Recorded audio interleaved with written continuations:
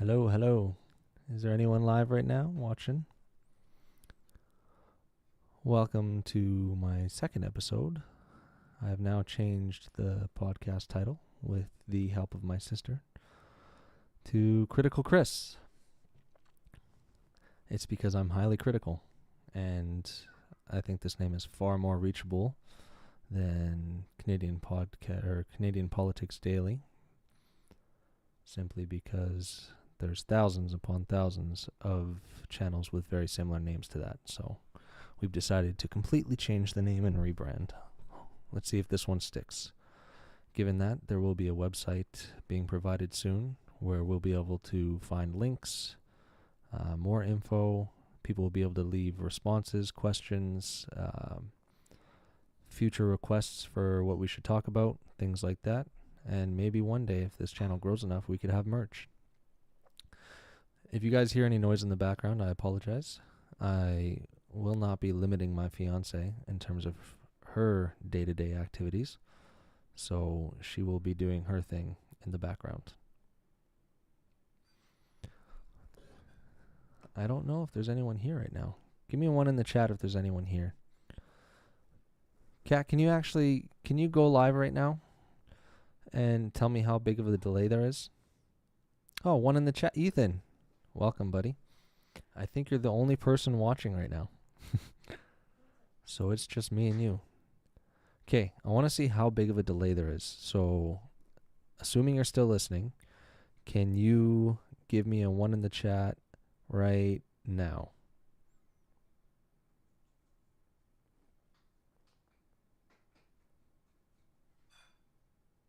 Okay, minor delay. That's okay. Much better than yesterday. How does the stream look? Is the quality good? Because I had to change the... Hi, Dad. Paul Sidley, 1038. Welcome, welcome. You just missed the intro. So I changed the name of the podcast with the help of my sister. You'll be able to watch back and see all that. I think the delay is much better. I think it's about 5 to 10 seconds. But so the way we're going to be doing this in terms of formatting is I'm going to go over stuff on my own for a little bit. Oh, perfect. Paul Sidley says, too many margaritas at sunset. I'm going to go over things on my own, and you guys can chat amongst yourselves, chat whatever you'd like. Try and keep it going. Try and give me some likes. Make sure to like the actual video. Subscribe to the channel if you haven't already. We need to get this algorithm up. But while I'm going over stuff, I'm going to try not to pay attention to the chat as much so I don't derail what I'm talking about like I did yesterday. And then what I'll do is I'm going to put a text overlay.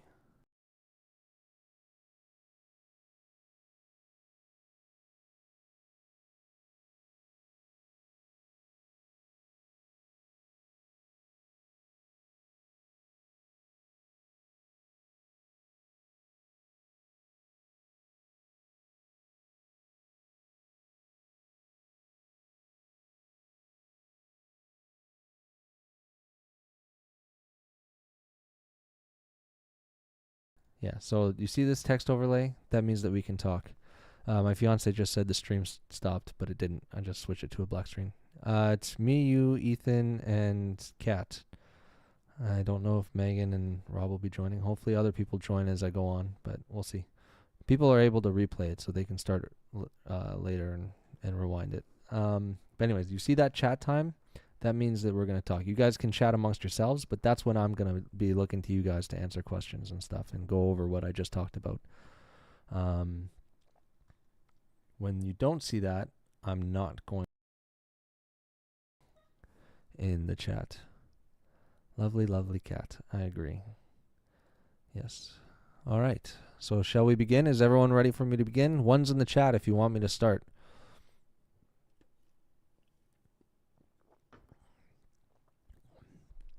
One's in the chat.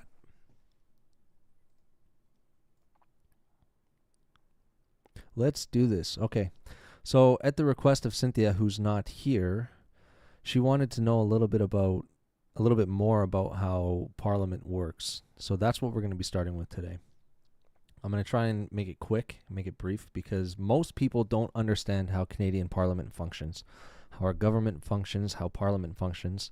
Everyone has this idea that it's similar to the U.S. I don't know why she's not here. I think she sounded like she was out with Jordan. She might watch this back later. We'll see. Or not. We'll see how this grows over time. But she was saying today while I was talking to her that there's a lot of things we were talking about that she didn't understand because she doesn't understand how Parliament works, and most people don't. They think it's a lot like the U.S. It's not. There's some very drastic differences between us and the U.S., and so I thought it would be good to kind of start with that. Ah, yes. Lovely, lovely Jordan. I can tell that you've had a few margaritas, Dad. Okay, so let's start with that. So I'm not going to be chatting with you while I go over this stuff. I'm going to go over each section really quickly, and then we'll talk about it and see if you have any questions. All right, let's do this. Okay, you guys can see the screen, I'm hoping. Okay, we'll start with... Yeah, let's start with the branches of government. So as you can see here, we're kind of similar in the U.S. in this regard. The head of our government is the monarch, not actually. It's more of a symbolic position. But let's read through it. So Canada's system of government has three branches: legislative, executive, and judicial, just like the U.S. Each one has separate powers and responsibilities that are defined in the Constitution. The legislative branch passes the laws that consists of the Senate and the House of Commons, and the executive implements them. That's the Prime Minister and the Cabinet, who the Prime Minister picks. All right, so the legislative branch is made up of the Senate. Senators are appointed by the Governor General on the advice of the Prime Minister. Now, it says appointed by the Governor General on the advice of the Prime Minister. The Governor General represents the Crown, but in actuality, the Governor General's a symbolic position as well. I don't think the Governor General's gone against anything that the Canadian government has proposed as far as bills and legislation in a very long time, if ever. I'd have to look into that, so that's just me talking on the top of my head. But I do believe that it's more of a symbolic position. So when it says that they are appointed by the Governor General, they're really appointed by the Prime Minister. The Prime Minister says, I want this person, this person, this person, this person to be appointed as a senator. The Governor General generally signs off on it. This represents Canada's provinces and territories. Most senators, I believe, are also MPs. Let me just double check that.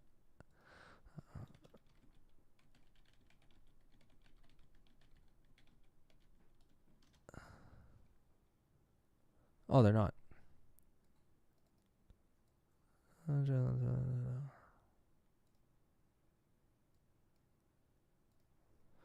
says it's not, but I'm going to look into that a little bit more. I think Google's misunderstanding my question, because I believe there are people. Oh, maybe not, but they're appointed by the Prime Minister. Senators introduce bills, refine legislation, propose amendments to bills, and investigate and report on important issues. These are selected by the Prime Minister. Currently, I think most were selected by Trudeau. I don't think the Senate gets recreated during election because the Senate has nothing to do with elections. This is a big difference between the U.S. and Canada. So in the U.S., senators are voted in by constituents around the country, whereas in Canada, they're selected by the Prime Minister. So that eliminates one branch of government that exists in the U.S. in terms of checks and balances. So they have the Senate and the House, whereas we only have the House in terms of elected officials. So going down to the House of Commons here, you can see that members of Parliament are elected by Canadians to represent different areas of the country called constituencies. MPs spend much of their time debating, voting, participating in committees, and representing the concerns of their constituents. Like senators, they also introduce bills, refine legislation, and suggest amendments to the Senate bills. Okay, so let's...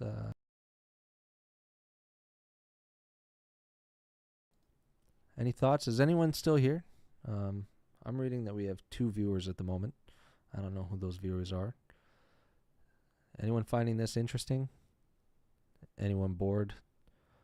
How are we feeling at the moment? 100%. I don't know what that means. So Dad's here. Ethan, you still here or did you hop off? Kat, are you here? Oh, Kat's still here. Okay, so I think it's just the 2 of you. All right, well, that's fun. We might as well just be sitting in the living room chatting, but people can watch this later. All right, well, I'll continue on then. Oops, wrong one. Okay, so the executive branch is composed of the Governor General, the Prime Minister. They traditionally play many roles, including political party leader, cabinet leader, and MP. The Prime Minister determines the government's agenda, guides policy and development, and selects members of the cabinet. The cabinet develops policies to govern the country and introduces bills to transform these policies into law. Most cabinet ministers oversee... I'm so ronery. I don't know what ronery means. Oversee a government department. They report... Oh, lonely. They report to Parliament to explain their department activities. They also provide direction to their departments on the development and implementation of government policies. Like the U.S., the executive is basically established and run by the Prime Minister. Unlike the U.S., we do not vote for our Prime Minister. We vote for our local MPs, and the party that has the most MPs automatically has the leader of that party become the Prime Minister. So in this case... the elected government, minority government, is the Liberal Party, and therefore the leader of that party, Mark Carney, as of last year, is our Prime Minister. Okay. Now the judicial branch is made up of a system of courts, administrative boards, and tribunals at the federal, provincial, and territorial levels.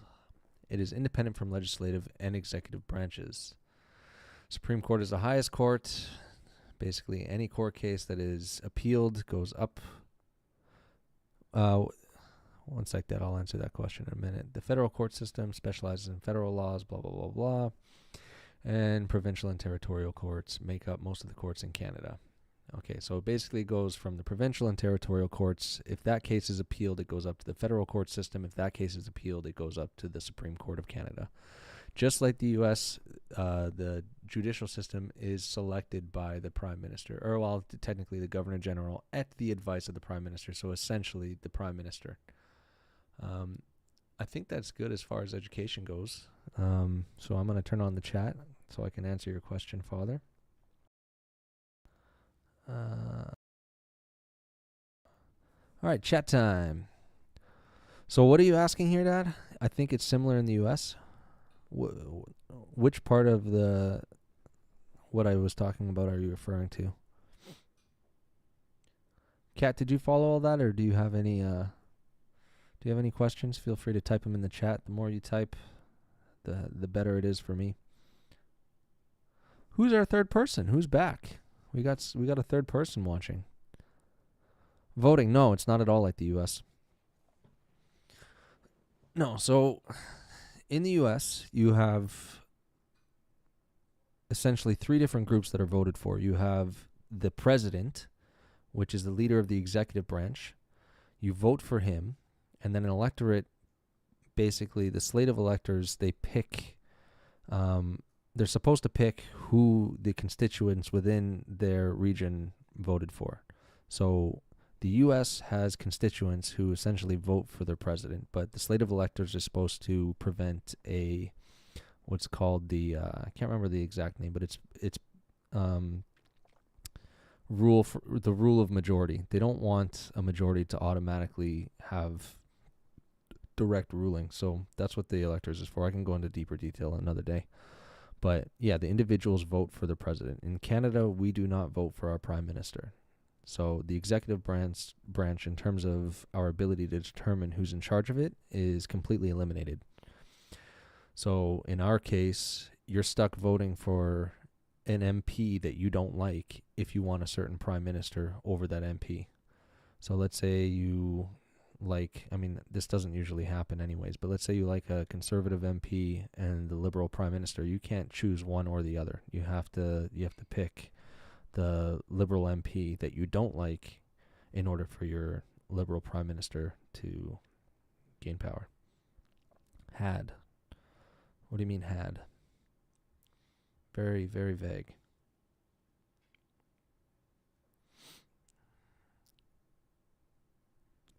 And then as far as Senate, again, in the U.S., constituents vote for their Senate. We do not vote for... Had to look up. I don't know what you mean. Anyways, look up.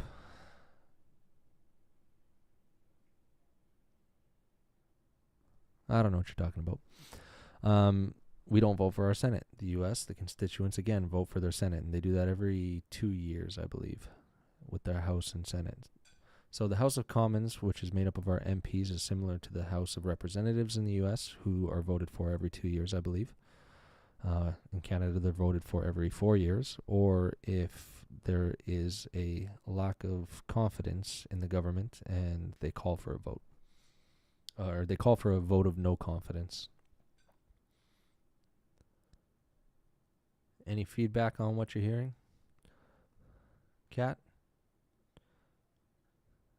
Anything in the chat you want to add, Paul? Or do you want me to move on? I think I've pretty much covered everything there. What we can do now is we'll turn off chat time unless you have anything else you want to say. I'm going to count down from 10, and if not, then we're moving on. 10, 9, 8, 7, 6...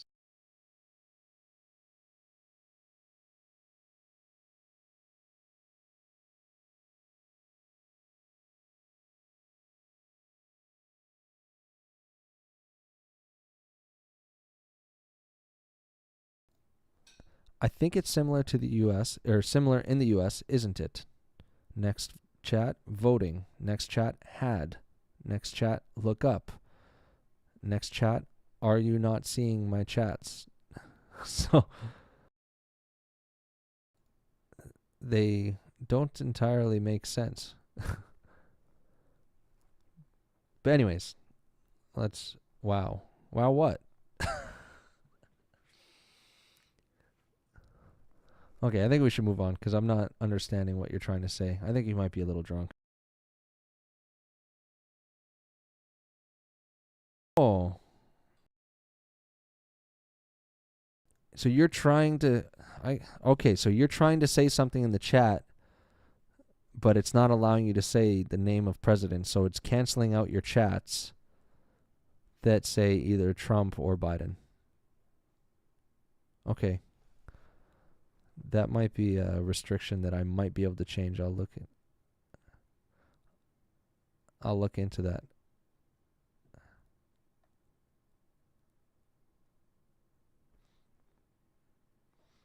Into how I can change that.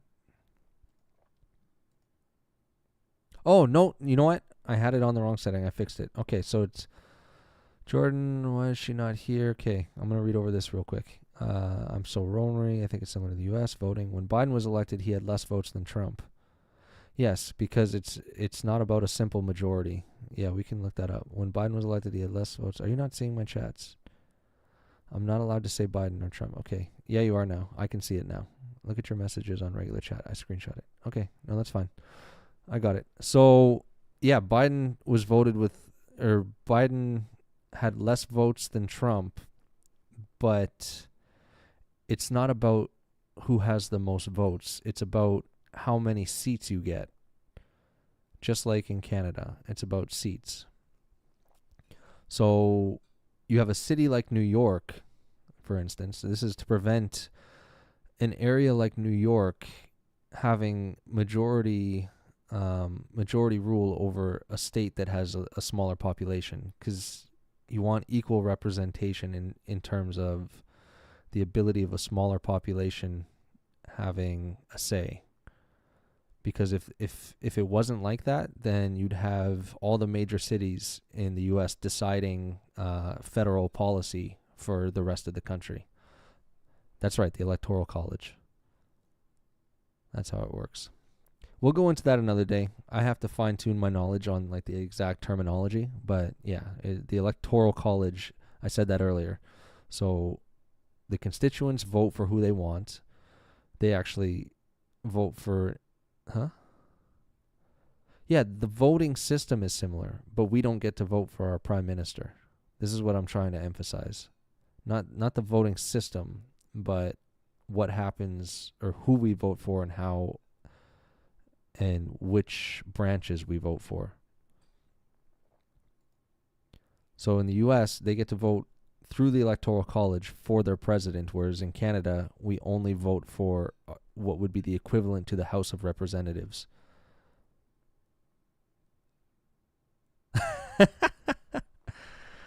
Yeah.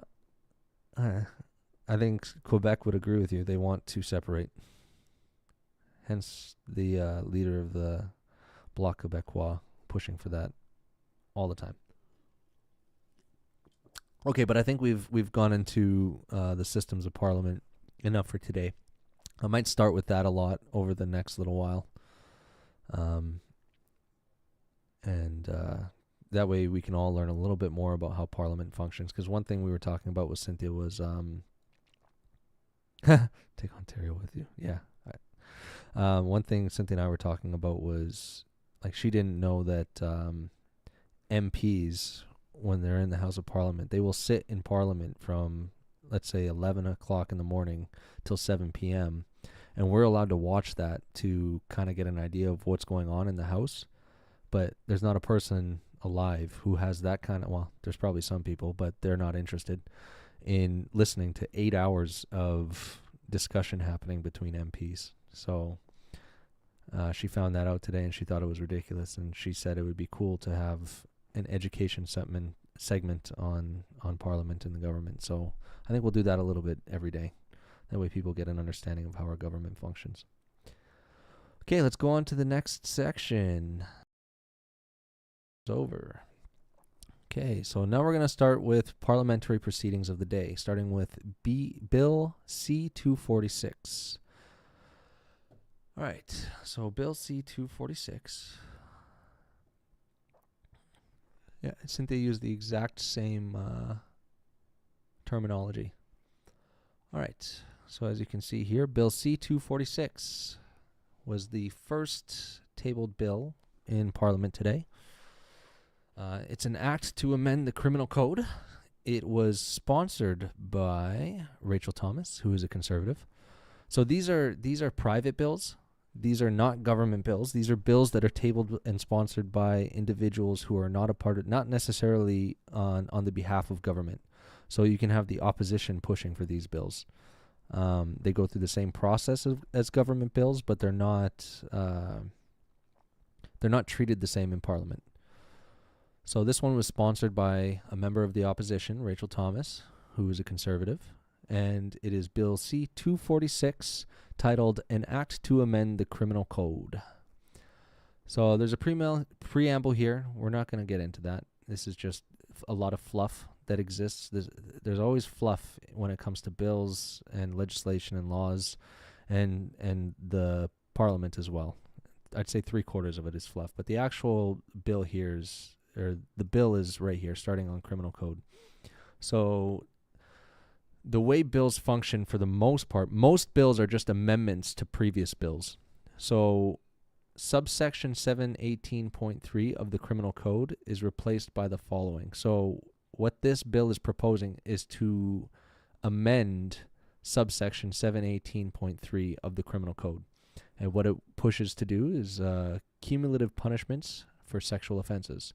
When a court sentences an accused for a sexual offense, the court shall direct that the sentence of the imprisonment it imposes for that sexual offense be served consecutively to A, any other sentence of imprisonment for a sexual offense that the court imposes on the accused at the same time, and B, any other sentence of imprisonment for sexual offense to which the accused is subject to the time of sentencing.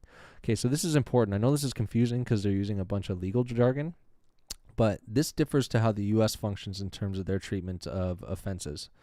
So right now, the way that the criminal code prosecutes or creates punishments for sexual offenses is that when someone is convicted of multiple sexual offenses, like let's say they're convicted of several counts of sexual assault, a judge can decide to make the prison sentences run at the same time. That means the person serves the longest single sentence and the others overlap, often resulting in a shorter overall time in prison. So let's say they're sentenced to 3 different counts of sexual assault. One's for 10 years, one's for 15 years, and one's for 25 years.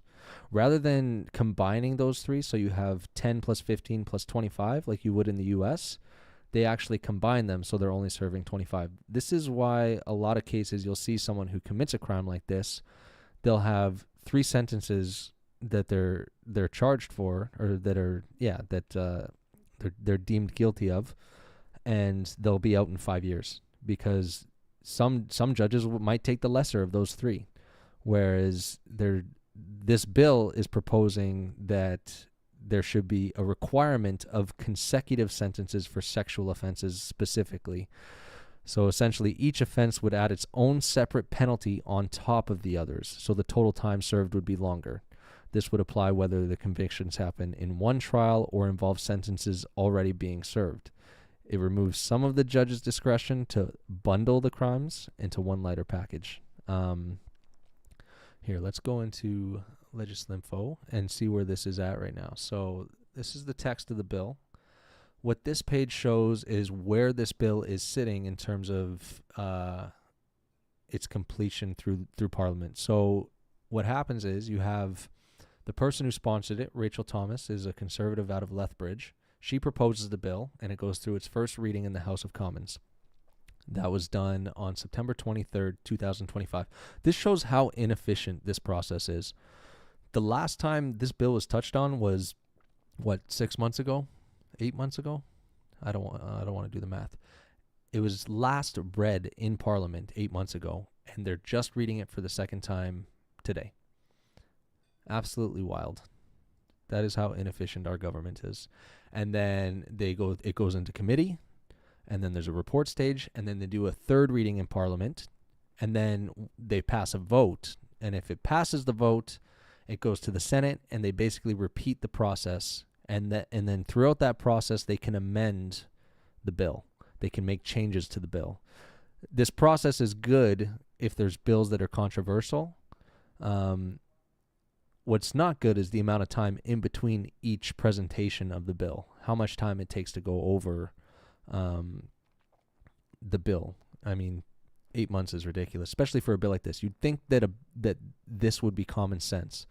Why this doesn't exist in the criminal code already is absolutely mind-blowing. But this was tabled by the Conservative opposition.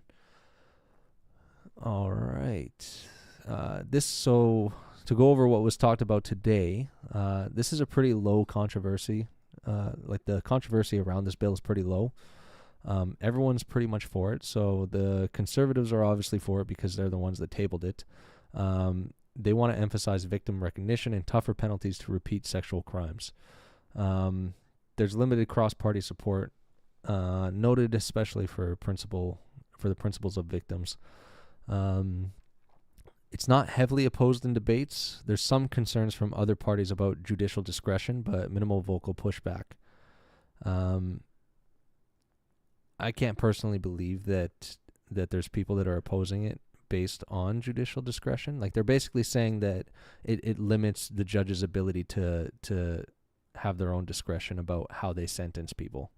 But when you have judges who, as we've seen over the last, how many years, that are very light on their sentencing, it totally makes sense, and I don't think that discretion is deserved because they've kind of lost faith of the constituency.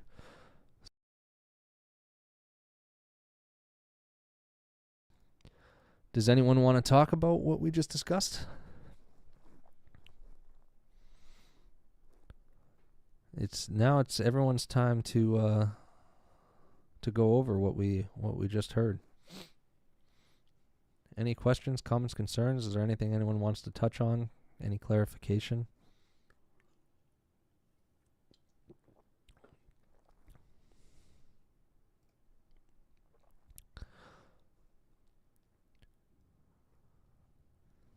Were you drinking? That's too bad. This was a pretty big one.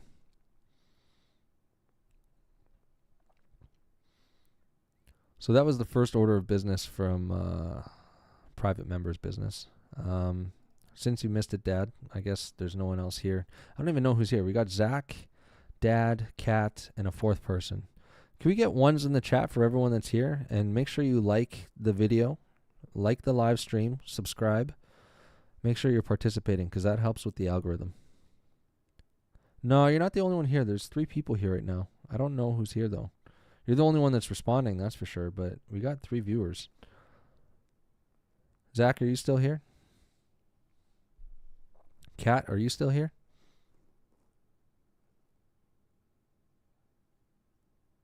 Okay, Kat's here. We're getting lots of likes. That's good. But one's in the chat. One's in the chat from everyone. Let's get it. Let's get going on this. One's in the chat. Who's all here? Dad, I would recommend you just, after this is done, to rewind to this. Because that was a lot of spieling on my part. And I don't know if I want to redo that all for the live stream. It was a big one, though. I like it. I like it a lot. Anyone else? So we got Kat. We got Dad. Who's the third person? I'm not watching it, am I? Oh, I might be the third viewer.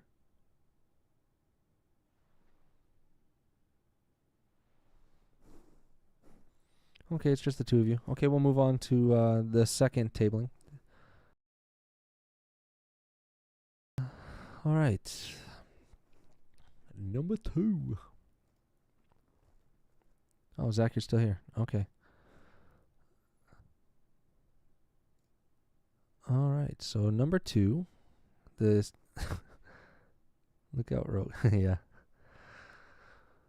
Okay, so the second order of business under private members' business of Parliament today was the second reading of Bill C-220, an act to amend the Criminal Code. All right, so this one was sponsored by Michelle Rempel Garner, who is also a Conservative. So this is this is a private members' bill. Dad, can you just type a 1 if you heard what I said about private members' bills versus government bills? Or if you missed that? I don't really want to re-explain how this all works again. But I guess I'll just go into sharing the bill. Okay, so this is the actual bill itself. Bill C-220, an act to amend the Criminal Code, immigration status and sentencing. This was proposed first on September 17th of 2025. So just like the last one if you heard about private bills. Yes. This was first proposed on September 17th of 2025, and again, it's been 8 months since the proposal of this bill to the second reading. Ridiculous. Okay, so again, this bill focuses on the criminal code. The criminal code is amended by adding the following after section 718.201. Immigration status not to be considered. 718.202. A court that imposes a sentence on an offender who is not a Canadian citizen shall not take into consideration any potential impact the sentence could have on the offender's immigration status in Canada or on that of a member of their family. So what does this actually mean? So currently, when judges sentence someone who is not a Canadian citizen, they can sometimes consider how the punishment, like prison time, might affect the person's immigration status. You see this all the time in the news. For example, whether it could lead to deportation, loss of permanent residency, or other immigration consequences for them or their family. This can result in a shorter or lighter sentence in some cases to avoid those outcomes.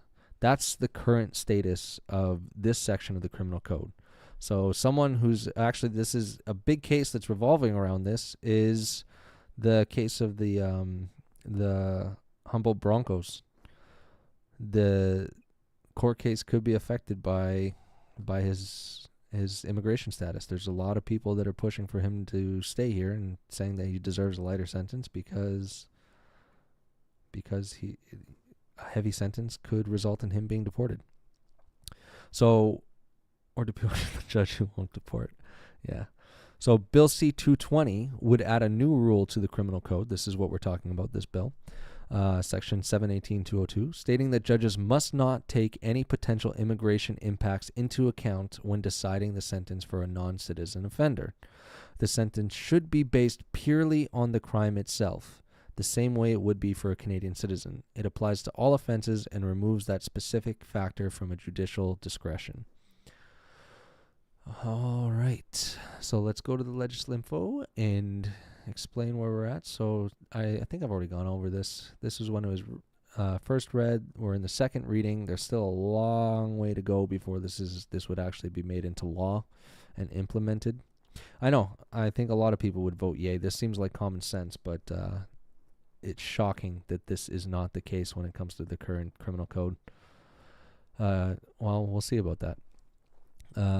We still have the first committee that has to consider it. They recommend amendments, changes, and all that kind of stuff. Then there's reports on it. They do a bunch of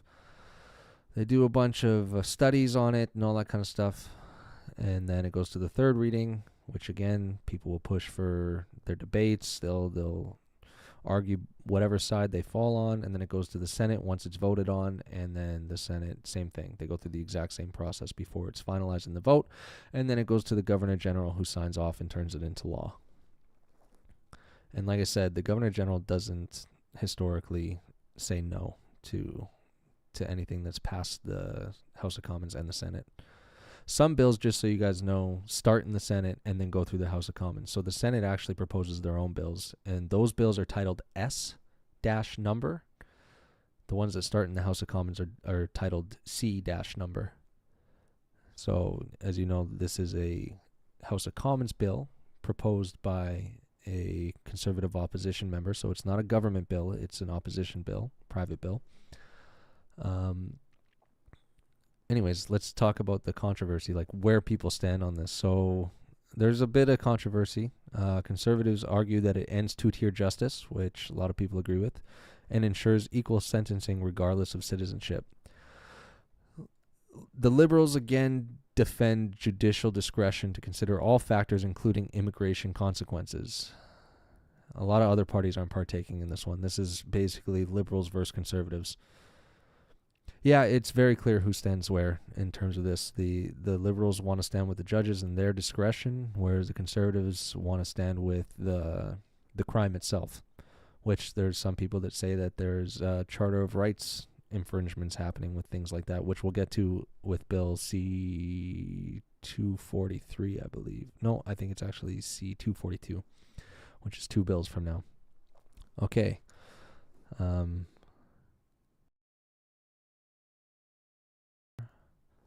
Chatting. Okay, let's hear our thoughts. I think Dad's been chatting quite a bit about his thoughts on this. I mean, ultimately, I agree with you. It's absolutely ludicrous that this is just happening now, and it's even more ludicrous that it's going to take months, if not years, and potentially it'll never come to fruition. There's some pushback on this bill from the Liberals, and considering they will have a majority soon, this bill might just die. It might not be completed, and we'll have to deal with this for a long period. No, Orange Man bad, he bad. I lose all my common sense, bad Orange Man. Well, yeah, I mean, I'm sure there's some people who will turn to him as an excuse as to why this shouldn't occur. How? I don't know, but yeah. What's crazy to me, though, is if you have a crime where there was actually a shooting a few months ago, not even months, a little while ago in Edmonton, you may have heard of this, on a highway. The individual shot and killed people. He pulled over and stopped a vehicle, got out of his car, and shot people in cold blood to death. The person was arrested. His identity was concealed for quite a while because they didn't want anyone to know who it was. Turns out it was an immigrant, and now they're calling for this immigrant to have a lesser sentence because they don't want it to affect his immigration status. I can pull up the source for that. You know what? I'll put that source on the website whenever it comes live because I don't want to go looking for it right now. But point being, the status of the individual who committed the crime should not in any way affect the sentencing of the individual. Like, I mean, there's only the three of us here, and I don't think anyone's going to disagree, but I wish there were some people here who disagreed with me, because I just don't understand how you can make that claim that the status of the individual is just as important as the crime itself. 2 people are dead, and the concern is that they shouldn't be deported. I don't get it. Anyone want to converse about this, or am I just moving on?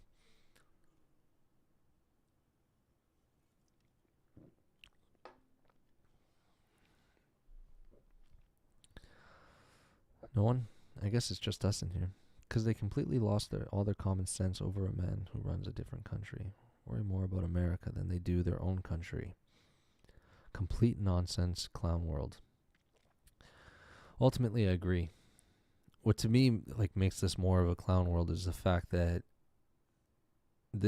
before this bill was sponsored and created, the criminal code has always allowed for this, which is absolutely wild. At least it's been allowed as far back as whatever bill was passed into law that allowed judges to make this discretion.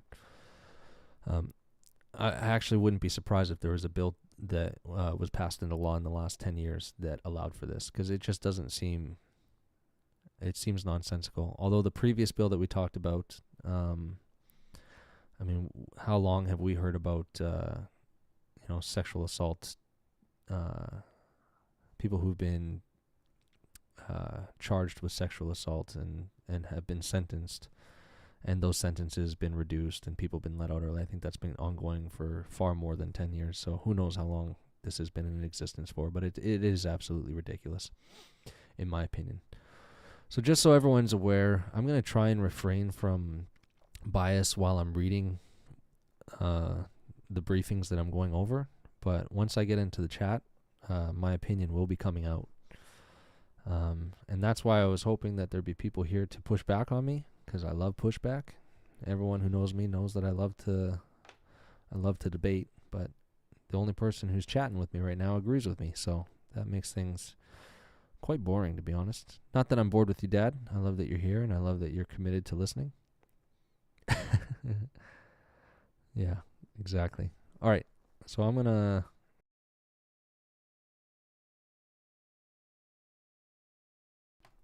we're gonna move on to the next order of business, which is Bill C-243. Okay, so Bill C-243. This one was sponsored by Carrie Diotte. I don't know if I'm pronouncing that name right. It's spelled D-I-O-T-T-E. And he is a conservative. So this is another private member conservative bill. Let's go to the bill itself. Here we go. So, summary on the bill. We don't need to go over all that. Let's just go to the bill itself. So, this is an act to amend the Corrections and Conditional Release Act, Parole Review. Corrections and Conditional Release Act. Section 122 of the Corrections and Conditional Release Act is amended by adding the following after subsection 4. So, again, this bill... Hello, Poilievre flies. Welcome. You know, actually, I gotta share the link with... Did I share it with Gabe? I feel bad because last time I didn't share the link with Gabe, and I think he was sad about that. So, just hold on one sec. Sorry for the disruption. Gabe, I'm shouting you out. I know you're not listening, but if you watch this back, sorry for not including you yesterday. I didn't think you'd be interested. But yeah, there you go. Canada. Okay, back to the bill. So again, this is an amendment on an already existing act that is in law. So the existing act that is currently that is a law is Corrections and Conditional Release Act. So this is amending that act, section 122 of that act precisely. So After subsection 4, no application, murder. Despite subsection 4, in the case of an offender who is serving a sentence for the first-degree murder or second-degree murder within meaning of section 231 of the Criminal Code, no further application for day parole may be made if, following a review, the board does not grant day parole or cancels or terminates parole. Section 123 of the Act is amended by adding the following subsection after subsection 6. No application, murder. So I think this is basically the exact same thing, but for murder.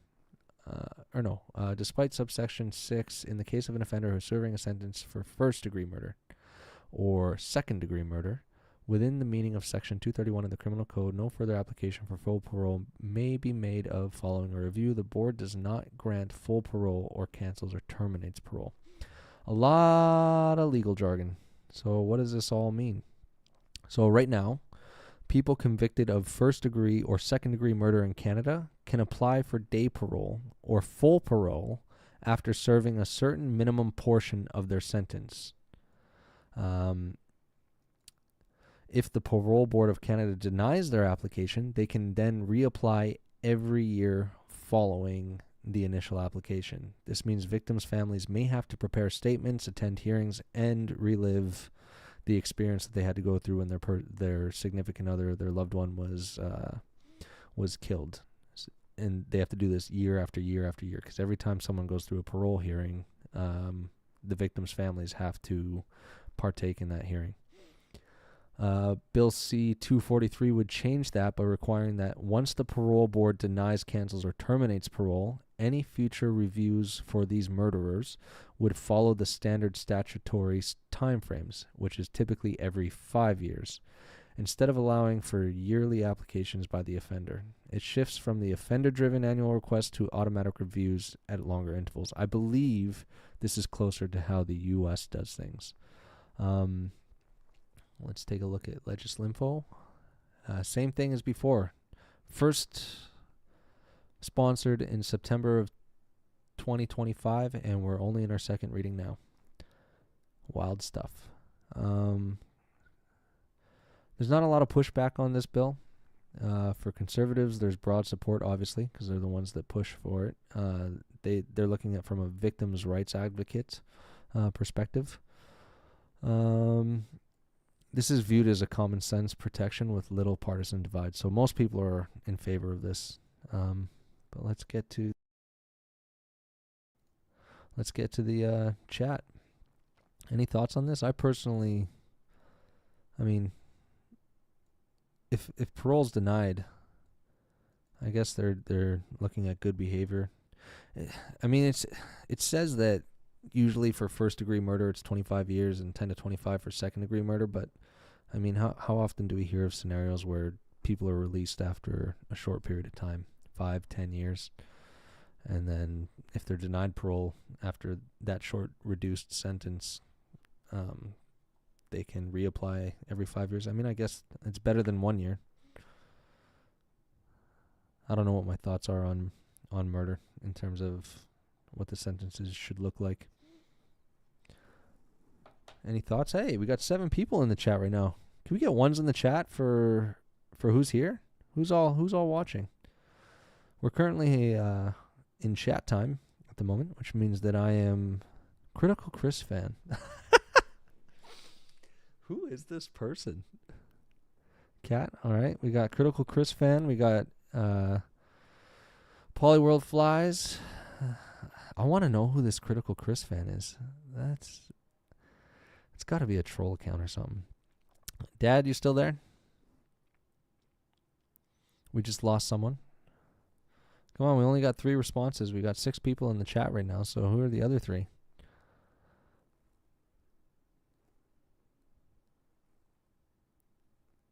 Come on, people.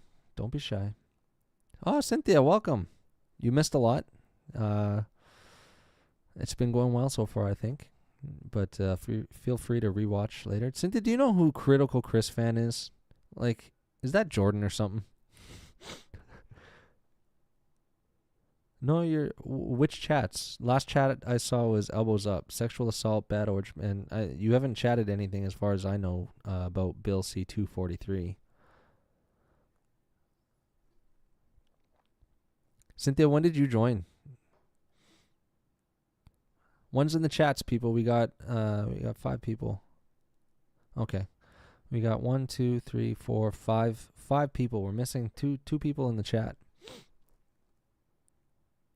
You joined 2 minutes ago? Okay. Well, you missed some good stuff, so I would go back. I think the format of this is working much better. It's much more smooth, and we're covering a lot so far. Some really interesting stuff that there hasn't been a lot of people to listen to. We started with the educational segment, like we talked about. Who else is here? Come on, we got 2 other people. Who's here? Make sure to like the video. Give me some hearts. Make sure to subscribe if you're liking what you're seeing. And don't be afraid to chat while I'm talking. Even if the chat time is closed, that's just chatting with me. You guys can chat amongst each other. A lot of you people know each other, so feel free to chat amongst yourselves. I don't know what that is. That looks like a turban. It's pretty blurry for me, but it looks like a turban. Beheading? No, I don't know. Does anyone have any questions about Bill C-243? Because if not, we can move on to the next order of business in terms of Parliament today. Going once. Going twice. Going thrice? No? No questions? All right. We're moving on. Chat time is closed. All right. Moving on to a far more controversial bill. Oh, C.S. Pijul. Welcome. Thanks for joining. I have no idea who you are, but thank you for joining. Welcome back. You were here yesterday. I appreciate you coming on, checking this out. All right, so we're moving on to Bill C-242. Let's open that up.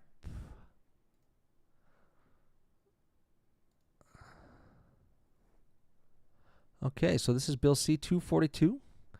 This, again, is a private member's bill, so this is not a government bill. This was first sponsored by Arpan Khanna. He's a conservative, so this is an opposition bill, and it's currently on its 2nd reading. So this one's much longer, so I'm not going to read through all of this, but basically what this is talking about is Canada's bail system decides whether someone charged with a crime is released while awaiting trial or kept in custody. Changes made in recent years, especially through Bill C-75, added a principle of restraint,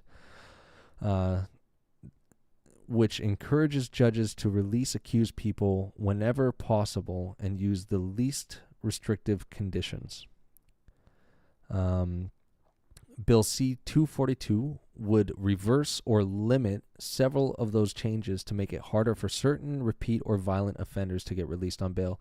This is a highly contentious position in Parliament right now. You hear about this a lot.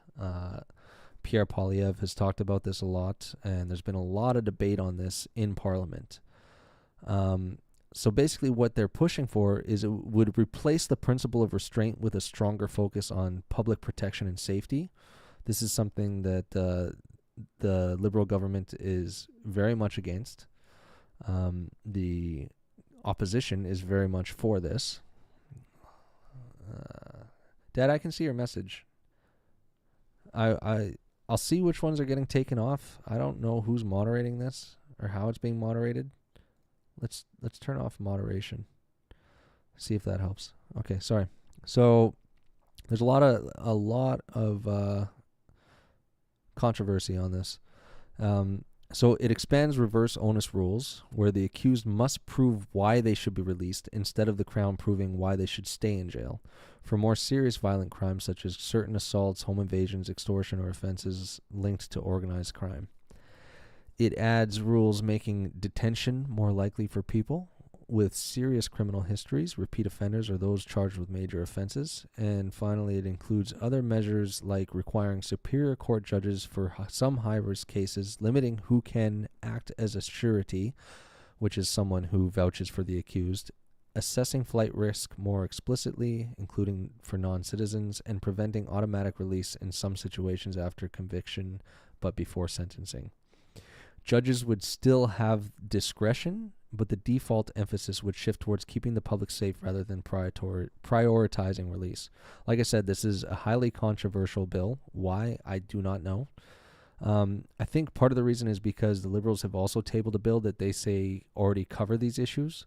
But I haven't looked too much into C-14 yet, which is the bill that they've released. But they say that it covers these issues already, and it covers it sufficiently, but it's more balanced over the strict defaults of this bill. NDP and the Green Party, they're not really vocal about this. This is, again, more, as we're seeing in debate, this is more liberal versus conservative, with a lot of the other people taking a side on this. Conservatives are pushing for public safety over the violent repeat offenders, and this reverses the principle of restraint. Does anyone... Okay, let's go to the...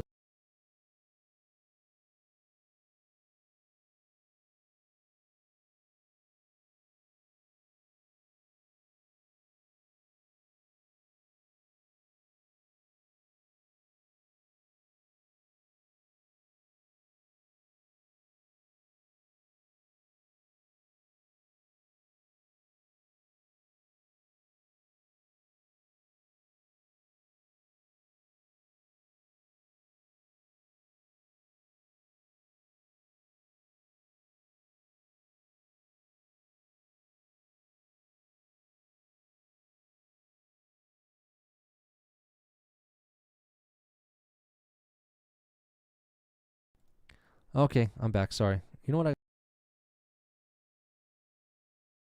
Just hold on 1 second. I just got to fix something on my thing. You keep losing me when I'm going to the text overlay because I don't have my mic set up on there. So this will take 2 seconds.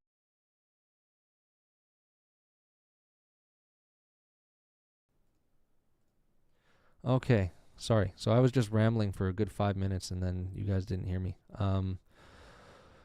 So as I was saying, when I go to the chat time, I'm going to start introducing my opinion and providing an opinion. CutCub4279, thank you for joining. Hello. I don't know who you are, but thank you for joining. Make sure to put a like in the chat and subscribe if you're enjoying this. So yeah, it's opinion time. Time for us to chat and discuss about what this bill, what it means and what your opinions are on it. I personally don't understand why it is controversial for the Liberal Party or other members of Parliament. They're pushing for this principle of restraint, which, like I said, it encourages judges to release accused people whenever possible. We're talking about violent offenders. Why would they be encouraged to release people whenever possible? Is this because of, strain on our resources, or what? The Liberals are trying to say that this actually affects the Charter of Rights. I don't know how. I guess I could look into that more, but it doesn't really make any sense. Does anyone have any questions, comments, any thoughts on this for the people that were here while I was reading this out? Oh, we lost a lot of people again. I guess they got bored with the chat. Can people still hear me, or?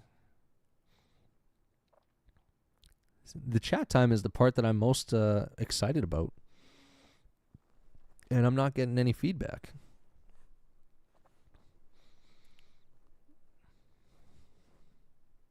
Hello, ladies and gentlemen. Is anyone there? Anyone here? Why do they get released again after sentencing? It's because previous bills... Good question, Cynthia. So, when do they get released again after sentencing? I believe this is both before and after sentencing. But let's see. Let's look into the bill. We could try and read through some of this, but the language is very legal. Okay. Actually, I'm just going to... Everyone needs love. That they do. Bill C-242 apply.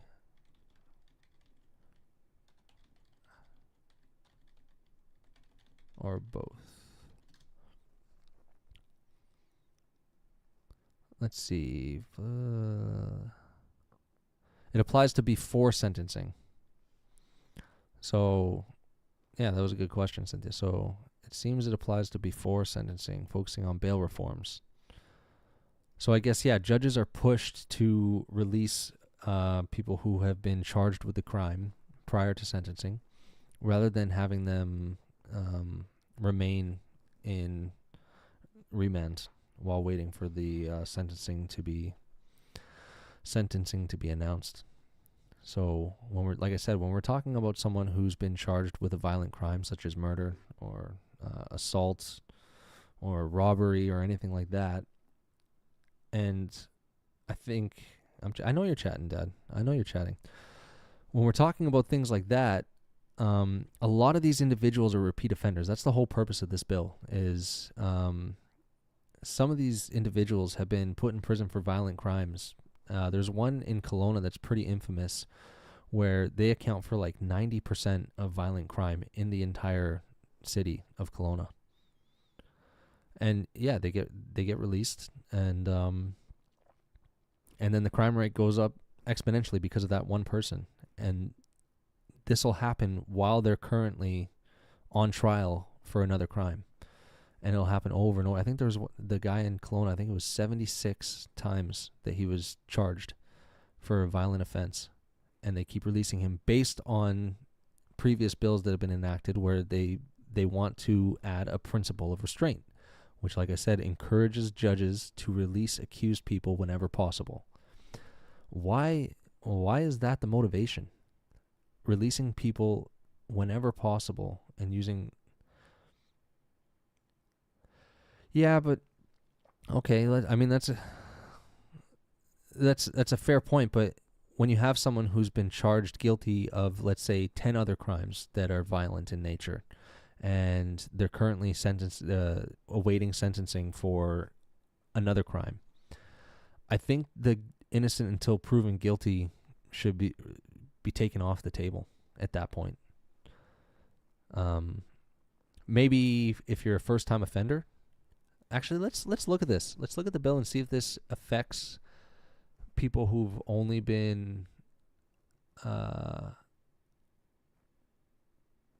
previously charged for a violent crime. Do you think that should still be the case? Because, I agree with innocent until proven guilty, but if you've already been charged, and I believe the police will only charge you if they've done their time for past crimes, then those crimes would be irrelevant.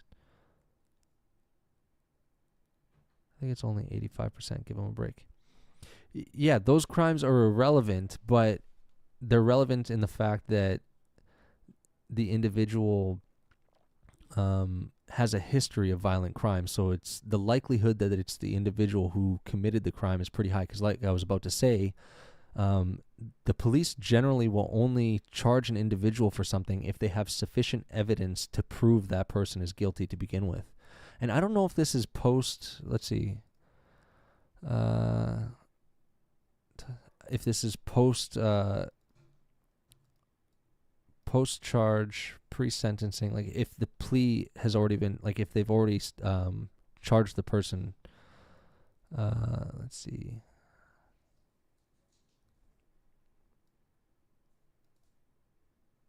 Oh, so this is only applies to individuals who've been convicted of an indictable offense in the last 10 years who can act as a surety guarantor for someone seeking bail. Okay. Oh, that's interesting. You probably dead. True. I think this goes in conjunction with the previous bill that we talked about. Actually, the previous two bills that we talked about, 3 bills that all talk about early release, people being released on bail, things like that. I think they all work in conjunction. If they've done their time for past crimes, then those crimes would be irrelevant. Yeah, but see, that's the thing, Cynthia, is they haven't done their time. That's what the other bills are referencing, is the fact that judges are sentencing people far lighter than they should. I don't think you were here for the first bill, but basically what was happening is, well, this one is particularly for sexual assault, but it applies to other violent crimes as well. The way the criminal code is laid out right now, if you're charged for a crime, and let's say you're charged under 3 counts. First count is 10 years that you're sentenced. Second count is 5 years that you're sentenced. And third count is 7 years that you're sentenced. In most countries, I believe, those would be cumulative in terms of their sentencing. So you'd have 5 plus 10 plus 7. In Canada, the judge often will choose one of those crimes, and the other ones are concurrent. They serve that time concurrently with all 3. So they're not serving the time that they should be serving. If anything, duration of sentencing should be extended every time an offense is repeated. Yeah, I agree. I mean, there's a lot of things that should be done to reform the current criminal code, sentencing, bail, and all that kind of stuff. I agree with your first statement, and I do agree that it's stupid as well. I mean, that's why I can't remember what percentages it is, but there's a very small percentage of the population commits the vast majority of violent crime in Canada. If someone wants to look up those numbers, that'd be great. But yeah, if these people are all repeat offenders, then the solution seems pretty simple, no? Make the sentencing longer, but judges don't do that. Judges are very soft on crime. 100, heart, smiley face, laugh, drool. All right. Okay, I think it's time we move on. We've had good discussion. Does anyone have anything else they want to say? Any comments, questions, or concerns? I mean, we could talk about this more today. We could talk about it now. We could talk about it another time. But if we want to move on to the next bill, this next bill is actually the first bill that is actually sponsored by the government itself. And since Cynthia wasn't here for that explanation, okay, cool. Let's turn off the chat. Chat time.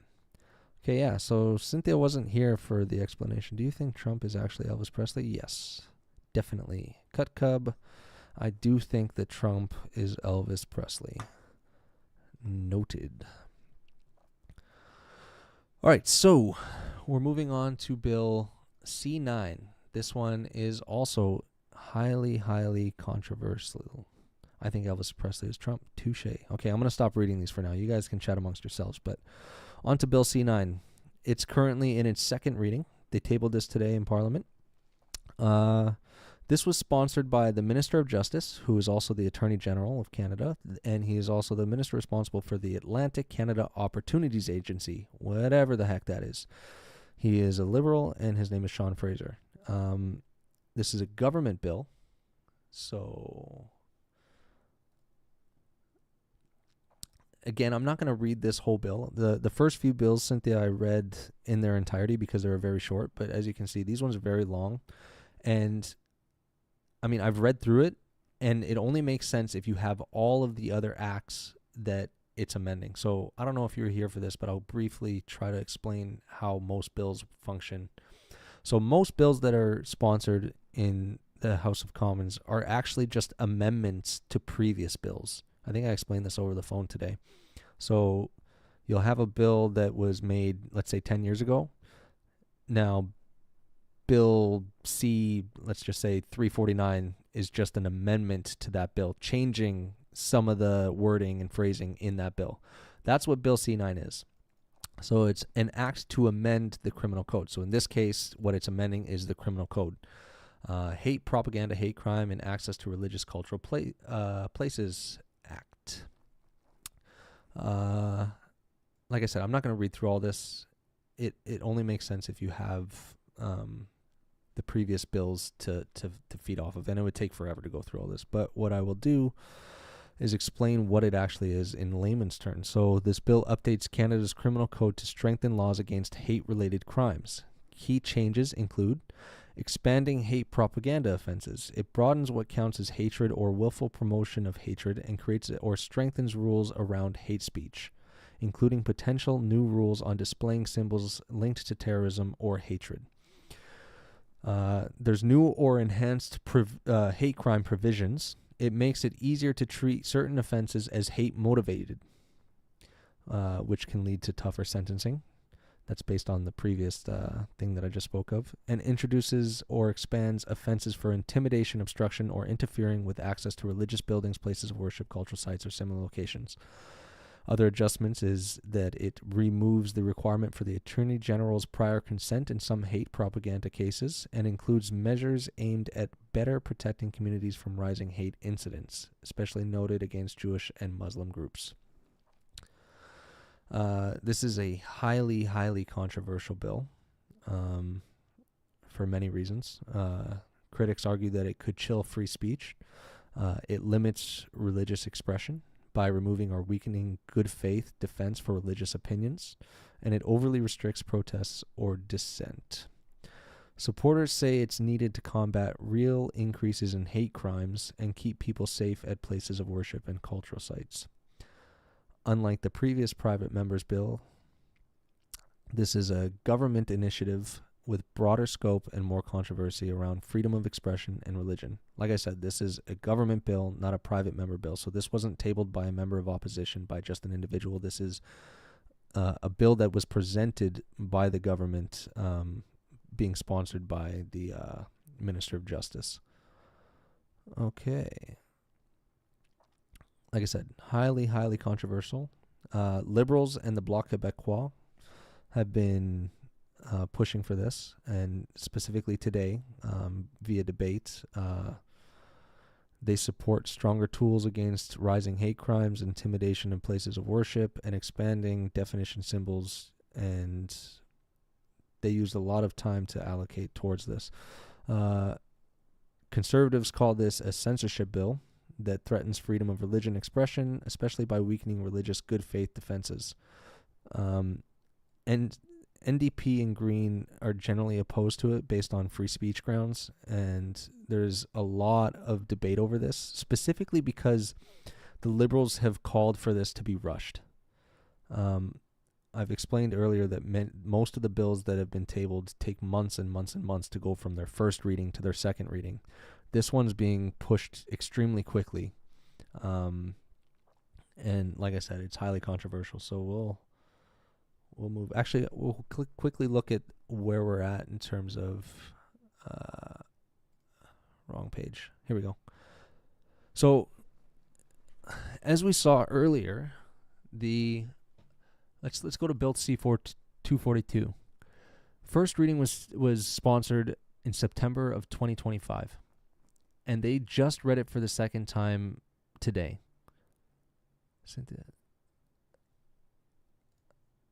Oh, let me get the chat time. Okay, so that you guys can chat with me now. So they just read it for the second time today. This is very common with a lot of these bills. Now, Bill C-9, this is what they're talking about rushing it. So the first reading was sponsored roughly the same time as Bill C-242 and the other ones. They had their second reading 2 weeks later. They had their consideration in committee earlier in March, and that was because Parliament wasn't in session for several months, which they tend to take a long winter break. And then they had their report stage 10 days later, and they had their third reading only 2 days later. This is being pushed really, really, really quickly, especially given the nature of how controversial this bill is. Like I said earlier, the conservative position on this is that it's a censorship bill, that it limits freedom of expression and religion. There's some conservatives saying that you could go to jail now, specifically for quoting the Bible. And the contention with this bill is the language that's used within it.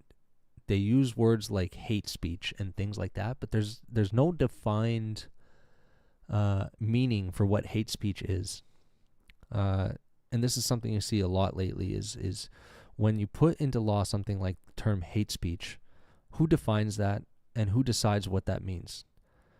Because someone, like, and how do you define whether or not a crime is just a crime of passion or a crime of what is a typical crime and a crime of hatred or a crime of prejudice, et cetera, et cetera, et cetera? Cynthia, you said something is stupid. You may be joining me. We shared opinions, something bad, bad, bad. I think Dad's a little drunk. Does anyone have anything they want to say? One's in the chat if you're still here. One's in the chat if you're enjoying this. Actually, no. One's in the chat if you're still here. Two's in the chat if you're enjoying this. And then anyone who wants to join me in the conversation, feel free to do so. It says I got 7 people watching right now, so... Okay, Critical Chris fan is enjoying this. I want to know who that is. That's so funny. Does anyone have anything they want to say about this? I mean, it's highly contentious, highly controversial. All right. Dab it up. Anything? Like I said, this was the part I was looking forward to most when I said I was going to start this live stream, but I'm not getting much feedback. The only person who's asking serious questions is Cynthia, or presenting their opinions. I mean, I'm personally completely against this bill, especially in conjunction with several of the other bills that the Liberals are proposing. Is defined in criminal code. No? Hate speech? Let's take a look. Yeah. So hate speech might be defined in the criminal code, but the wording used to define it is extremely vague. How is hate speech defined in the Canadian? I was very disappointed with Pierre's appearance on Joe Rogan, personally, to be honest. I mean, I was happy that he went on there. I think the timing was poor. I was talking to my sister about this today. He should have done it during the election. Then he would have been doing it on his dime and via the donations that he was receiving while he was running for election. But now he's doing it while the Parliament was in the middle of, like, Parliament's active right now, and he decided to go on a tour to Texas. And then I was very disappointed with a lot of the things that he said on Joe. I was impressed with some things. Like, don't get me wrong, there were some things he said that were pretty good, but there's a lot of things that I disagreed with. Yeah, that's what he said. He said he's not allowed to leave the country during an election. I'm going to have to look up and see if that's actually true. I don't know if I believe that.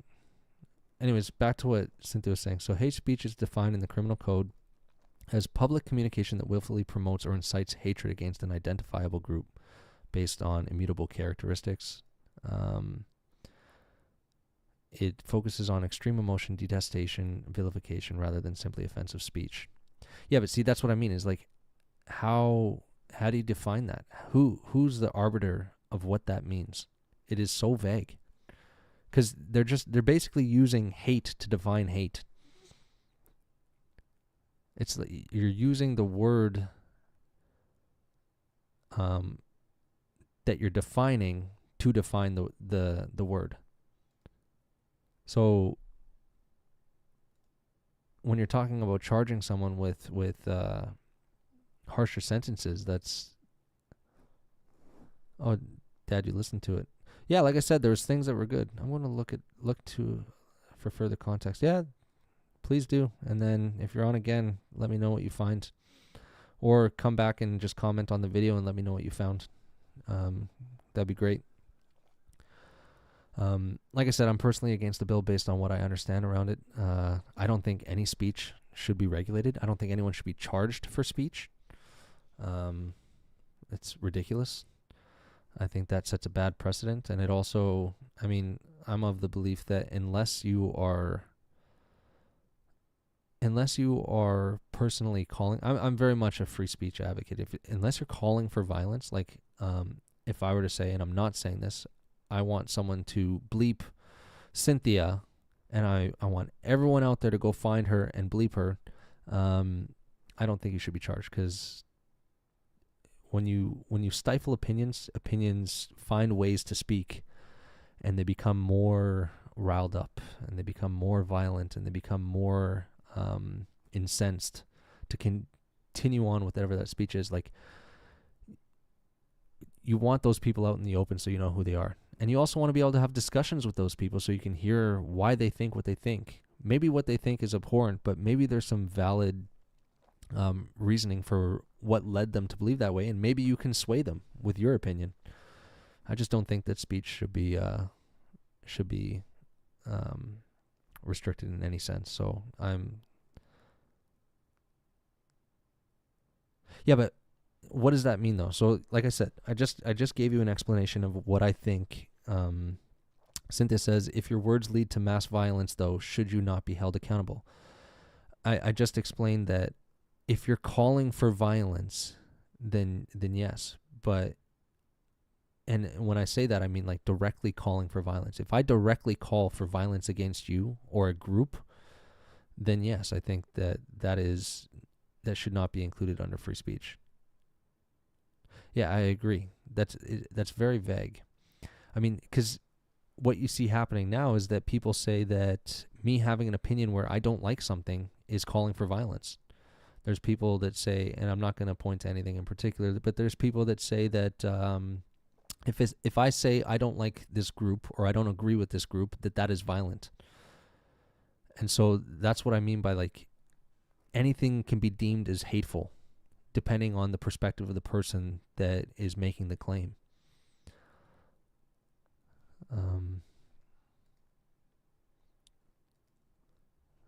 Cynthia Dad asks, how do words lead to mass violence? I don't think the words themselves can lead to it, but I think the movements can be formed, but I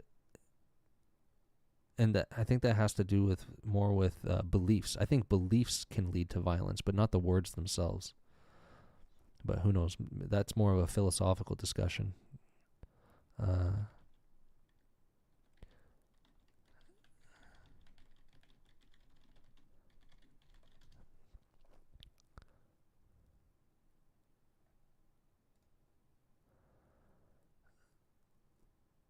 And CSPJEUL. Apparently, members of parliament can leave Canada during an election period. There's no legal restriction preventing them from doing so. They can only do so, let's see, however, several practices and procedural factors influence whether or not they choose to do so. Okay. So it's basically about choice. And there's a lot of factors that affect that choice. But members of parliament are allowed to leave Canada. So I thought that was a cop-out, in my opinion, when Pierre said that, when he said that on Joe. No, I don't. And you're going to have to, Critical Chris fan, you're going to have to clarify what you mean by that. If words indirectly lead to mass violence, should the person still be held accountable? If that's the case, then again, it's so vague that anything could be claimed to indirectly result in mass violence. But can you clarify what you mean by that question? Because how do words indirectly lead to mass violence? Like, let's say I amass a large following of people who take my word very seriously, and I say I really, really, really, really don't like this group of people. And then people who are listening to me take what I say very seriously to the point where some of them might act in violent ways. I shouldn't be held accountable for the actions of other people. Each individual should be accountable to their own actions. And I don't care which side of the aisle you're on. If you're critical of something, or you don't like something, or if you even hate something, if you're not the one doing the violence yourself, and if you're not saying directly, I want my group of followers to go out and attack a person, then I don't think that you should be held accountable. Now, I do understand that there are words that can inflame people, which is happening around the world right now over a lot of topics. But the individuals who commit the crimes are the ones who should be held accountable, not the people who are doing the talking. But I understand kind of like what the question is asking to an extent, where it's like, if every day I'm saying, I hate this, I hate this, I hate this group, I hate this group, I hate this group,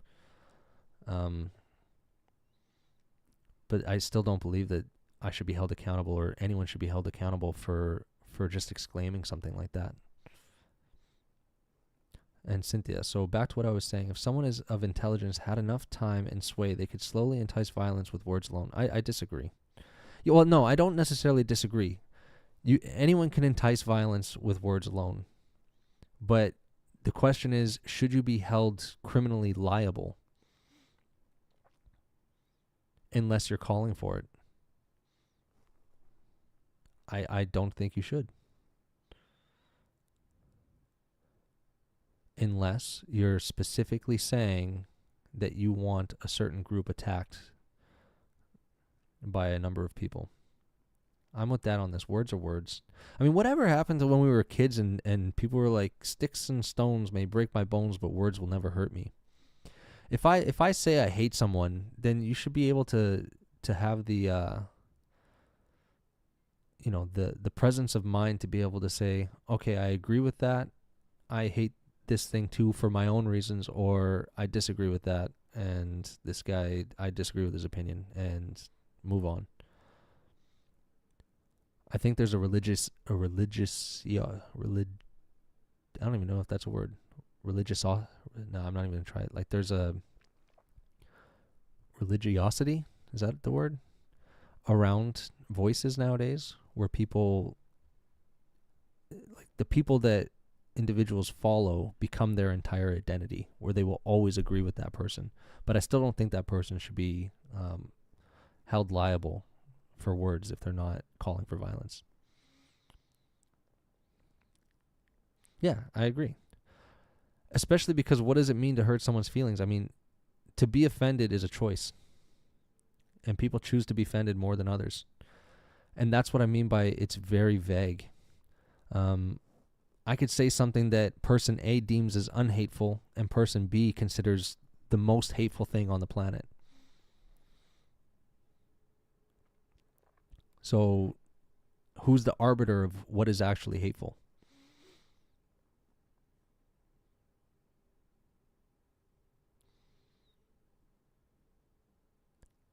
Any thoughts on this, ladies and gentlemen?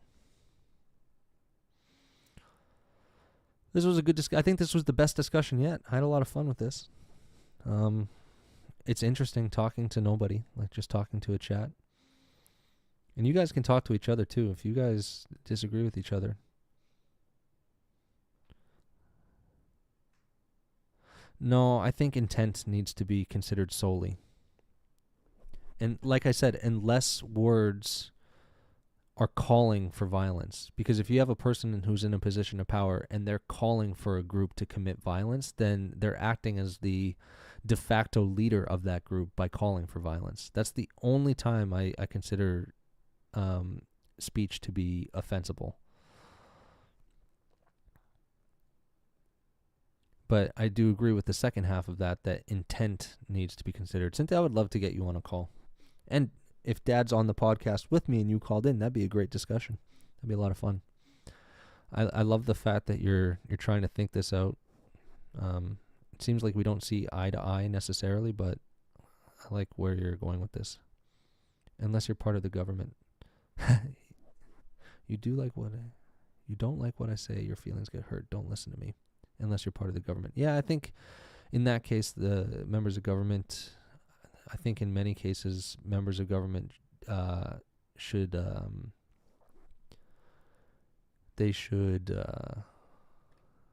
lose some of their rights as individuals. Yeah. No, I don't think they should be able to say whatever they want. Actually, no, that's not true. I take that back. I think they should be able to express themselves freely as well as individuals. Yeah, for sure. I take that back. I don't know what I was thinking there. In fact, I'd say it's actually more important that they speak freely. Otherwise, we get what we have now, where everyone's afraid to say something without offending their voter base. So, scratch what I said. Yeah. Well, that's the problem with Parliament right now, is there's so many government officials who are so afraid to offend a certain segment of their voter base that we don't know where they actually stand on any given day.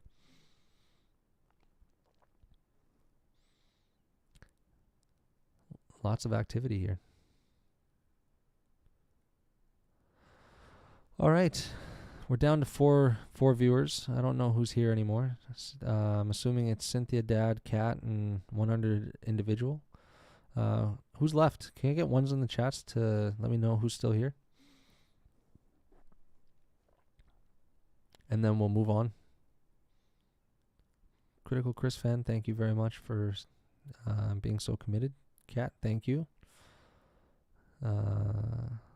Paul, Dad, I'm assuming you're still here. Cynthia, I'm assuming you're still here. Okay, we'll move on to the next segment. I was going to talk about the private motion of the day, but that's honestly inconsequential. It's just a member of parliament who tables something that they believe should happen. It's not a bill. It's not anything that will become law or anything. It's just basically them expressing their opinion, saying, I want this. It's their chance to shine for a good, 5 to 10 minutes. The Parliament tea. I think we're going to move on from Parliament, and we're going to go into the last segment, which is just going over news clips of the day. So, yeah, we'll start with some videos.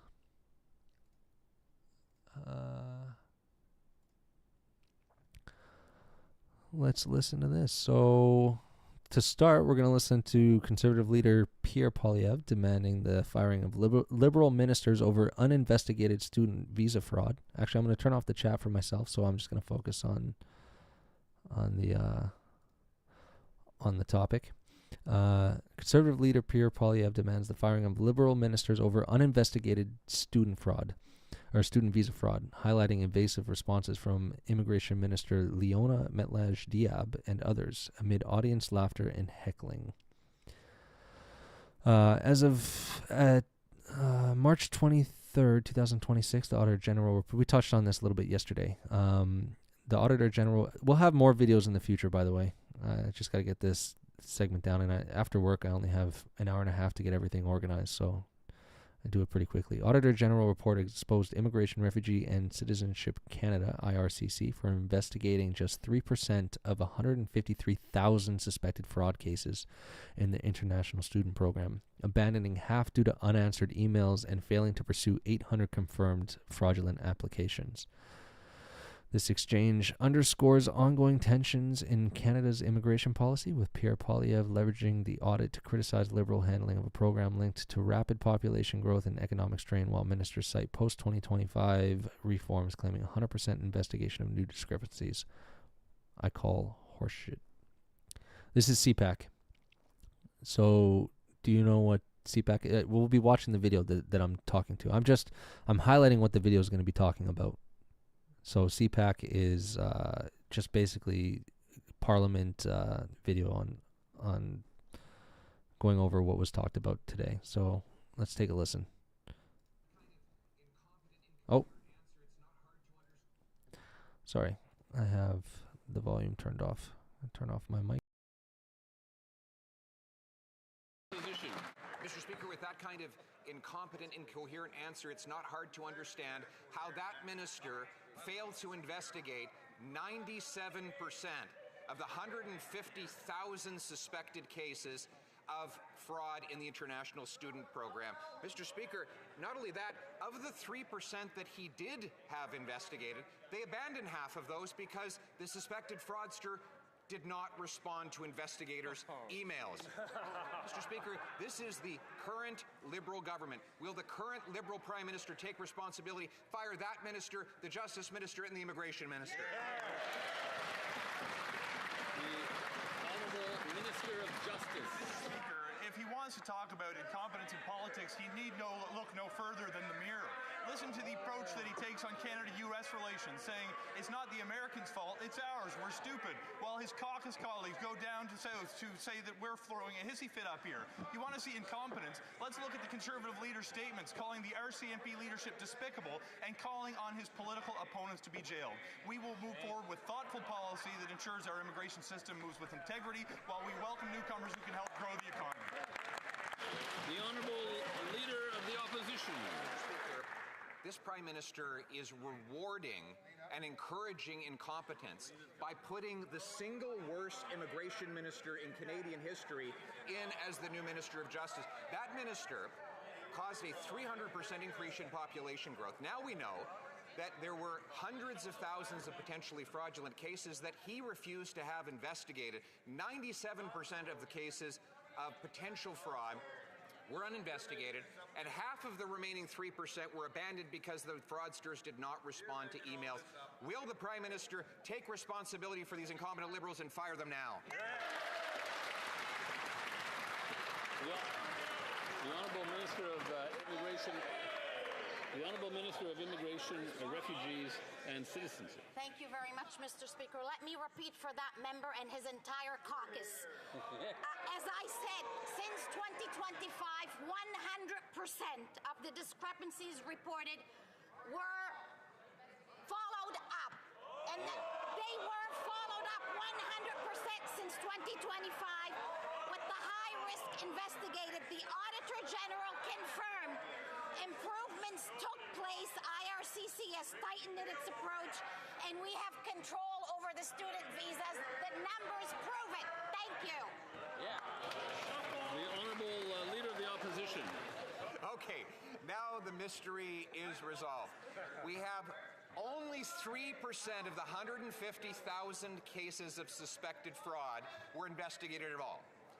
Half of those investigations were abandoned because the alleged fraudster didn't respond to their email. But now we learned they have followed up with another email, Mr. Speaker, and the threat is clear. If there is no response to that email, there will be yet another email, Mr. Speaker. With this kind of total incompetence under the leadership of the current Liberal Prime Minister, why won't he fire these 3 ministers so we can get the system?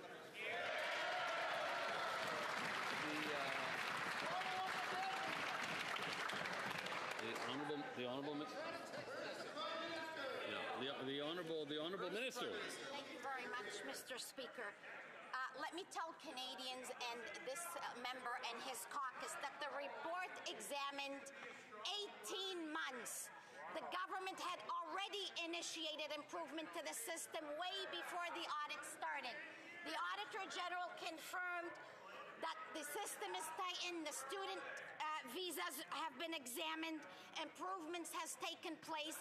Since 2025, 100% of referrals from institutions were examined. Thank you.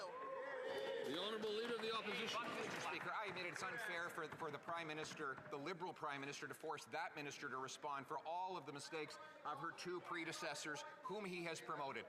But it really is the illusion of this Prime Minister. He refuses to stand and answer questions today, although he is in Ottawa, on the fact that we have the only shrinking economy in the G7, the worst food price inflation in the G7, the worst household debt in the G7, the worst housing costs in the G7, 100,000 jobs lost in the first 2 months of this year.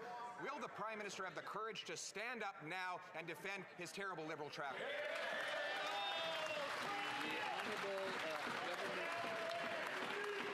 The Honourable.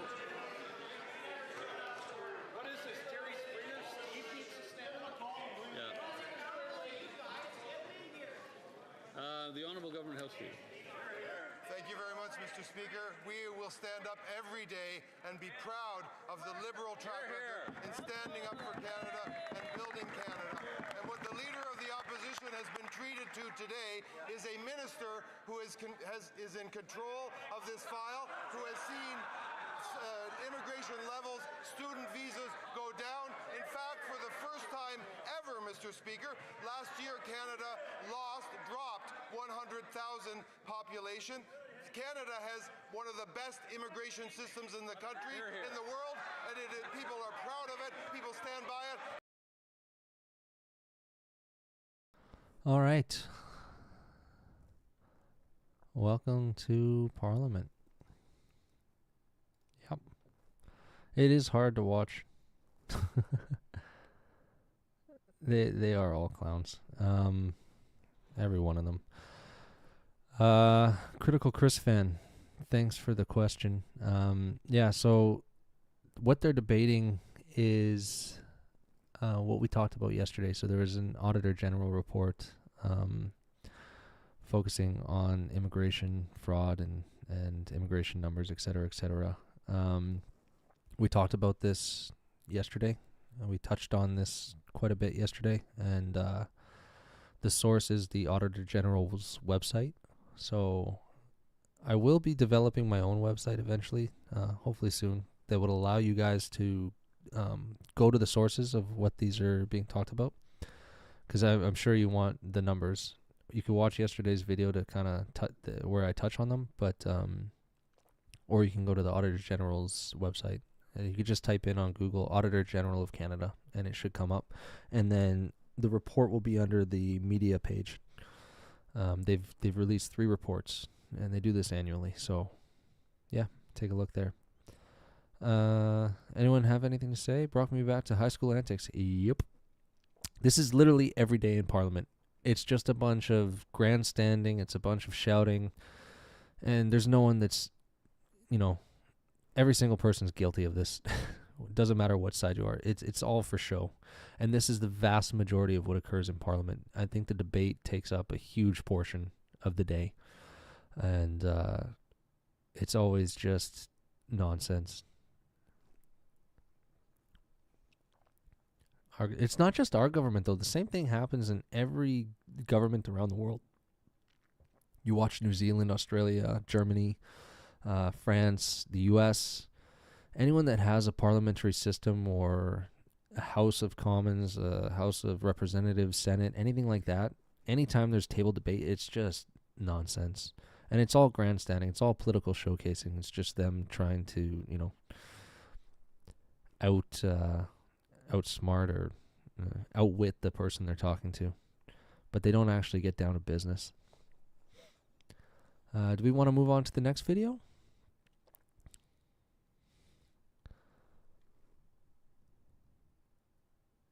Yeah, no doubt.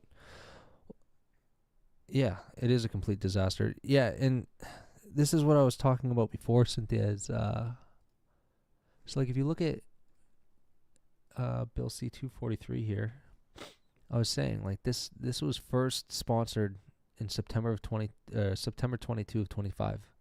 They just read it for the second time today, after 6 to 8 months, whatever time period that is. Like, it takes forever for things to get done. And while I agree with the process, like, bills that are presented need to be talked about. They do need to be debated. And they do need to go through stages of amending and stuff like that and approval before they're signed off on. But why does it take months and even years to do this? It's ridiculous. Like, I feel like if they got rid of, 95% of the fluff that happens in Parliament and in their day-to-day activities, they could get, infinite more things done in a far shorter period of time. And yes, there's a lot of waste. I've always felt that government should just be reformed in terms of what's allowed to be talked about. No personal matters. Like I told you on the phone today, yesterday I was watching the House of Commons, and there was one lady who spent a good 5 to 10 minutes in her opening statement talking about how it was her husband's birthday. Like, she's getting paid several $100,000 a year to spend her time at work, ranting about, how much she loves her husband and how great of a husband he is, and how we should, focus on his birthday. I wish I had made the actual video for that, but I didn't really think that was pertinent because I didn't think it would come up. But yeah, just ridiculous. But yeah, okay, let's move on to the next video. Where are we at? Sorry, this is going to take a few minutes. All right, so this next video is Mark Carney during a media scrum. Source here is CPAC. Mark Carney's statements highlight a 50% drop in temporary foreign workers, 30% in asylum claims, and 60% in new international students since 2025, matching IRCC's data showing new student arrivals at 115,000 in 2025 versus 294 in 2024 amidst post-peak caps. Okay, these reductions stem from 2024-2025 policy reversals after a decade-long surge of exceeding 4.5 million study permits, which fueled housing shortages and public backlash, but left over 500,000 legacy temporary residents. Shall we watch? Let's watch.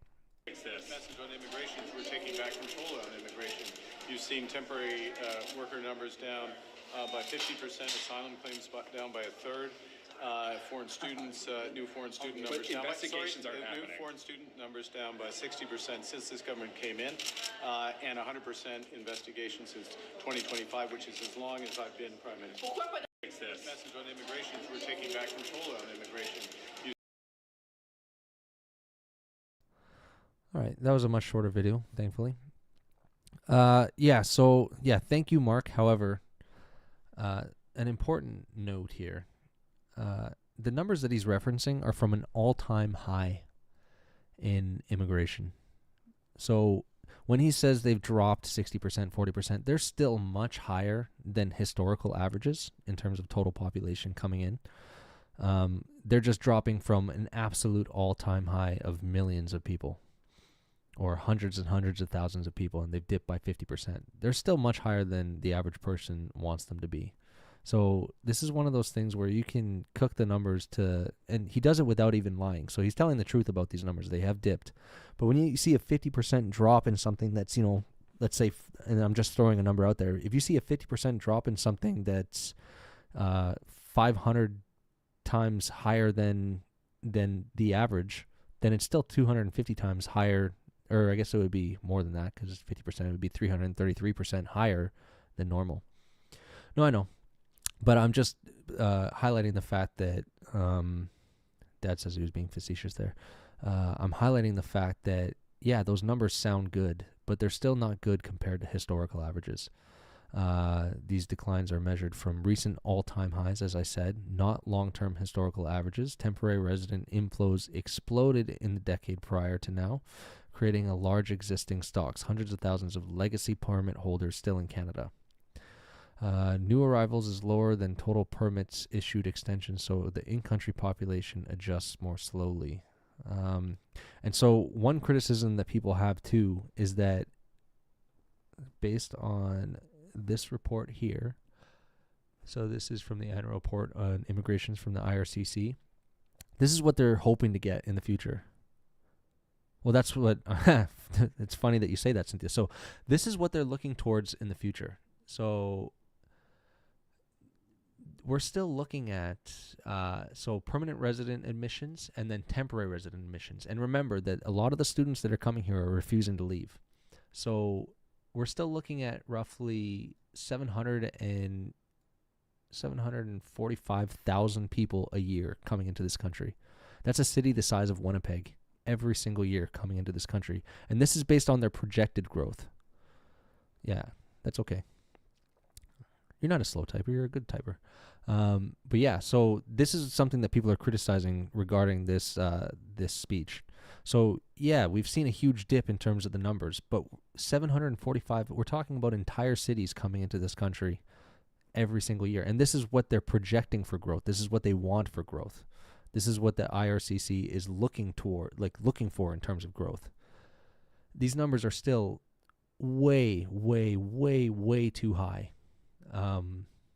At least that's my opinion. I don't think we have the infrastructure. I don't think we have the public facilities to handle the amount of people that have come here over the last 10 years, plus the amount of people that they still want to come here. The diplomat for India was saying that he hopes to have Canada's population tripled. Was that what it was, Dad? It was tripled in the video he was talking about? I'm sorry I don't have the video with me. This popped into my head. But he wants the population to grow from 40 million to 100 million. So he wants to bring in 60 million Indians over the next, I don't remember the time frame. But yeah, 380,000 per year for the next 3 years is what they're projecting. So yeah, it was 100 million, but I just don't remember the time frame that he was pushing for. And this is direct out of his mouth. If I had the time and it wasn't so late, I would try and find the video, but you guys can search for it yourself. It doesn't really mean anything. It's just him saying that's what he wants. But he does have discussions with Mark Carney and his cabinet. So I'm sure he has. I mean, it's it's obviously affecting policy to some degree because we're bringing in roughly almost 1 million people per year still. So yeah, Cynthia says, I guess we'll see what these numbers look like over the next coming years, just as I pulled up the next few years, what the numbers look like, and they're not good. At least I don't think so.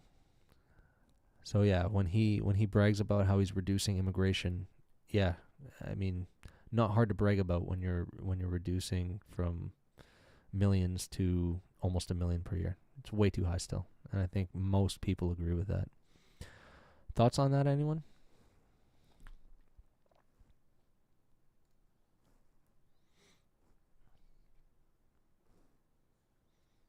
Any thoughts, ladies and gentlemen?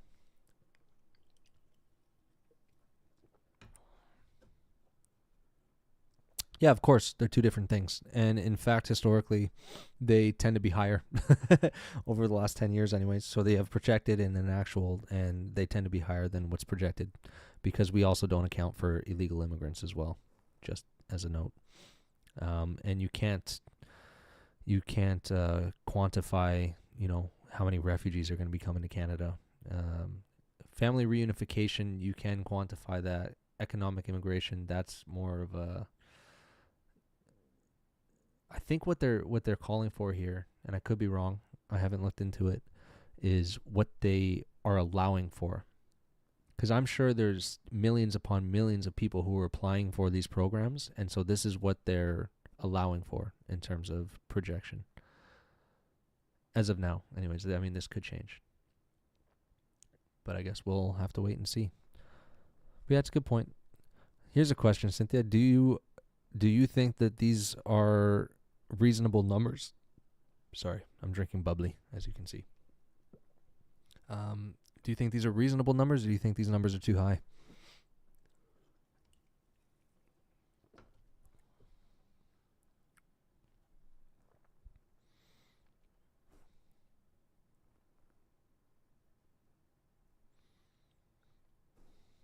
Oh, maybe I lost her.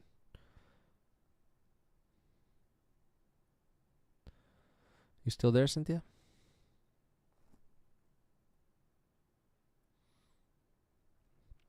Well, maybe I lost her. Okay.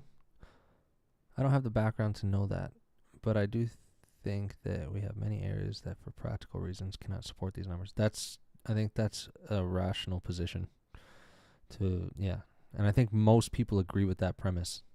And I think that's just based on, yeah, they are dead. You said 100 million. I want my tummies back. Unless there's something that I missed. Were you talking about Trump again? I got to look at moderation, how to change moderation so you can say whatever you want. Because we want free speech in this chat. Yeah, and I think that for a lot of people, this is just observation-based. Like whether it's something as small as traffic, road maintenance, utility maintenance on a local level. Like can local governments handle this influx? Like, because you got some cities that have way more influx than other cities, and so their infrastructure just, I mean, practically, I don't think they'd be able to handle it. And then on a federal level, you have things like funding and things like that it doesn't make sense that we'll be able to handle it. And I think most people are seeing that. Yeah. Can we get likes and thumbs up and stuff like that? We got 5 people again. We were down to 4. We were as high as 10. It's pretty cool. We're fluctuating a lot, but we have some pretty consistent viewership. Where are these immigrants and students living? What areas? I think primarily the Greater Toronto area is very high. The government in Quebec is pushing really hard to limit immigration. Yeah, Winnipeg. There's some in Winnipeg. Funnily enough, Winnipeg has a far lower immigration rate than most of these. A large number are going to Vancouver and Toronto. But there's still a large number going everywhere else. But the largest numbers are Toronto and Vancouver, those greater areas. Because, I mean, those are just very popular destinations internationally, regardless of where you're coming from. Those are, world cities that everyone knows about. So that's where people get drawn to. But, I mean, no matter where you are, you see it. I have family in Lactabani, as you know, that have talked about how they've noticed an influx in immigrants. So if you're noticing it in tiny little towns of a couple thousand people, then it's everywhere. But yeah.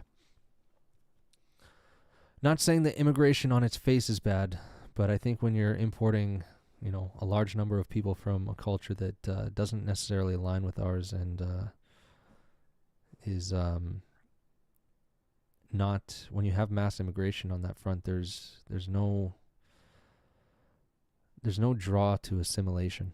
People are less likely to assimilate because they don't need to assimilate when you can create your own cultural enclaves and do what you want. You don't have to follow the laws. That's why the mayor of Surrey, you can look this up, the mayor of Surrey, who is a left-leaning mayor, one of the most left-leaning mayors in Canada, she has called for a nationwide state of emergency because of the amount of extortion coming from, she said certain immigrant communities, but I mean, that's just because she's afraid to use, certain speech, considering that Surrey is made up of primarily certain immigrants.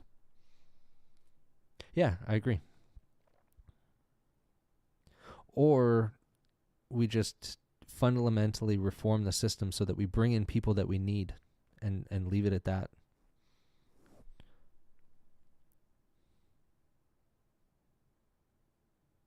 Yeah, no, but I agree with that statement. Cynthia says, this is why we properly preparing for things matters. Let's be fully set up for this influx of people instead of let's get them here and figure it out later. I think that's all about intention. What is the intentionality of the people who are in power? I think there's people who have all sorts of theories on that, whether they think that the motivations are nefarious or not.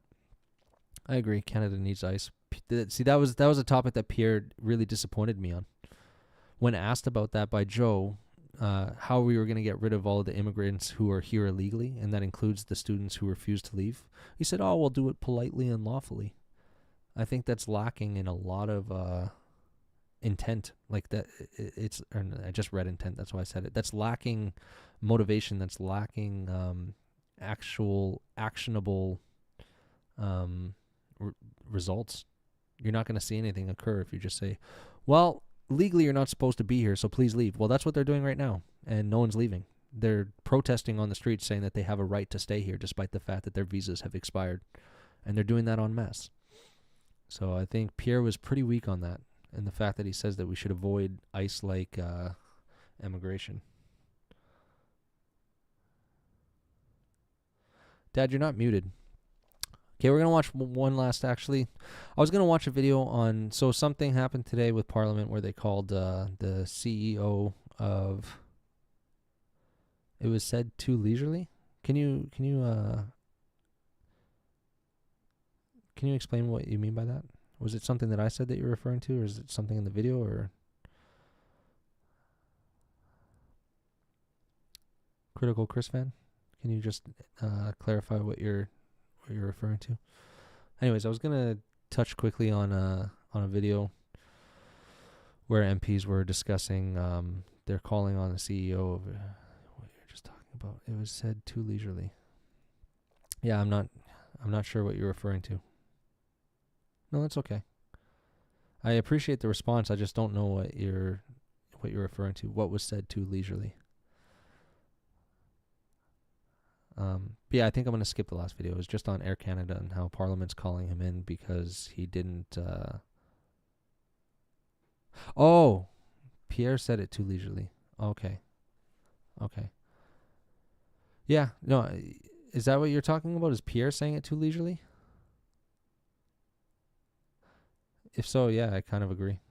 He was very lackadaisical on it. And I think that goes back to Pierre being timid and tentative to lose what he deems as his centrist base. I think he's too focused on trying to pull people from across the aisle rather than, retaining his conservative voter base. Yeah, that's what they meant, Dad. Okay, anyways, yeah, the last point that I was going to cover was just on Air Canada bringing in the CEO the Parliament bringing in the CEO of Air Canada to discuss the fact that he made his speech regarding the accident that occurred in New York solely in English rather than in English and French.